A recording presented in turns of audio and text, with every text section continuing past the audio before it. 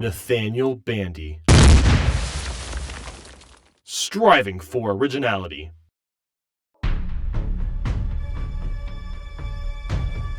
So, what is the best Mario Kart game? This has been one of my most requested topics of all time, and today, you'll get my answers. I originally wrote this video in a way where I discussed all Mario Kart titles and then picked my favorite from that. However, I just wasn't happy with where my writing was going, so I've decided to just discuss why Mario Kart DS is my personal favorite and will likely always be. Before we begin, I thought I'd mention that I bet you expected me to pick Mario Kart 64. I am heavily nostalgic for that game. The drifting mechanics though are a pain to use, and some of the items like the red shell can just be completely useless. So now, I'm just gonna gush to all of you. This was the game where I found a favorite character to pick.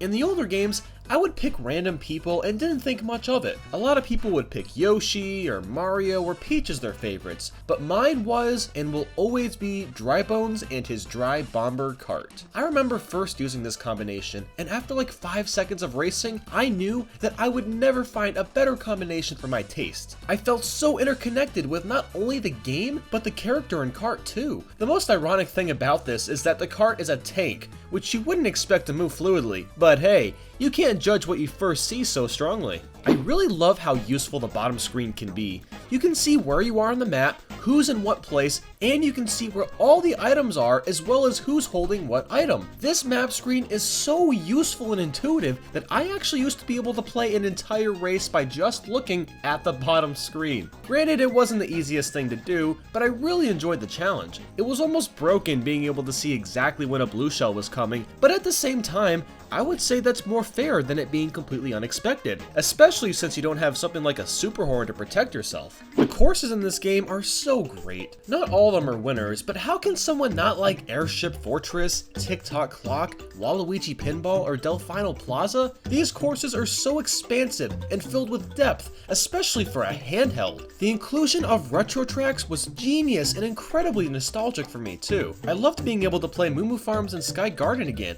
Those were some of my favorites that they brought back. It's hard to believe that after Mario Kart DS's amazing mission mode, we've never seen it return since.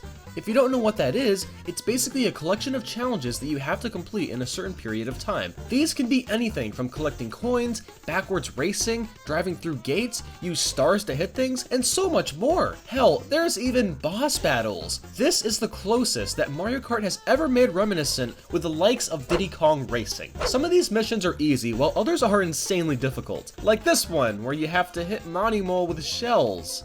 The timing to hit these guys is near impossible. What's nice is that when you mess up, you can very quickly try again. It takes about 1 to 2 seconds to retry a mission, and I love when games allow me to retry tasks really quickly. It makes me feel like I'm not wasting my time waiting for the game to load. I can just focus on getting better. As enjoyable as battle mode can be playing with people in Mario Kart 64 or Double Dash, I enjoy Mario Kart DS's battle mode just as much as those two. The track selection is awesome. I mean, they brought back the godly Block Fort, which is still the best battle mode track of all time. And even better, you can play with computers for the first time. This new addition made battle mode all the more exciting since I can now enjoy it on the go. The gameplay feels so well tuned and tightly put together. What's interesting is that you actually start with just one balloon and you have to physically fill up the rest of your balloons. You get a total of 5 per match. This makes for some interesting dynamics. You have to decide if you want 2 balloons up and just try to snag someone else's with a mushroom, or do you want to have 3 balloons up and just keep it safe? On top of all that, you can even play on teams and you can set the computer difficulty. Alright, so you can hand make your own emblem and put those on the karts you drive.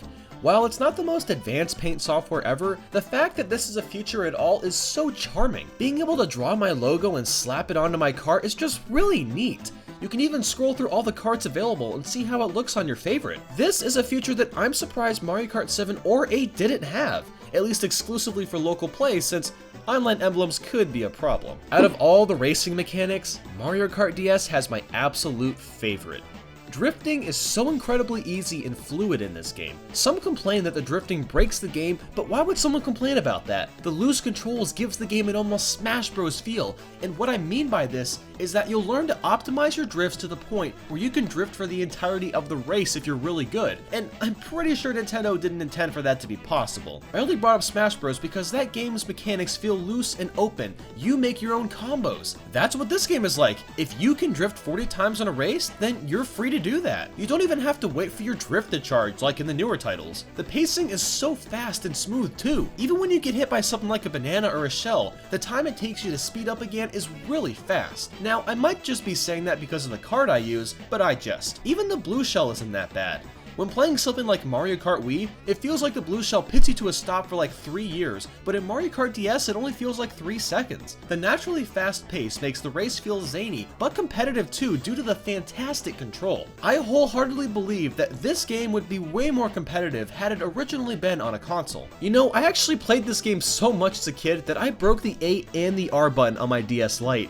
I broke those buttons from putting in hours upon hours upon hours of time just into this game. Mario Kart DS is truly a masterpiece, and the best part is now that you can easily purchase it on the eShop right now for only $10. So if you've never enjoyed playing Mario Kart on the handhelds, pick this up on the eShop. It feels like a console title and holds up incredibly well still. But wait a minute, I know you guys want to know what my favorite Mario Kart titles are in order. Yeah, I know you do. That's another thing that's been requested 1,000 times. Alright, I'll show you my list as we finish off. If you enjoyed this video, maybe check out my 1.5 million Mario Kart top 10s? Seems legit. Click the card or annotation and you'll be taken to the playlist to see them all. Anyway, those are my thoughts. Feel free to share yours in the comments below. Maybe even like or dislike this video, and hop on the Bandy wagon and follow my Facebook, Twitter, Twitch, and Tumblr. Thank you for watching, guys. It means the world to me. I'll speak with you all soon.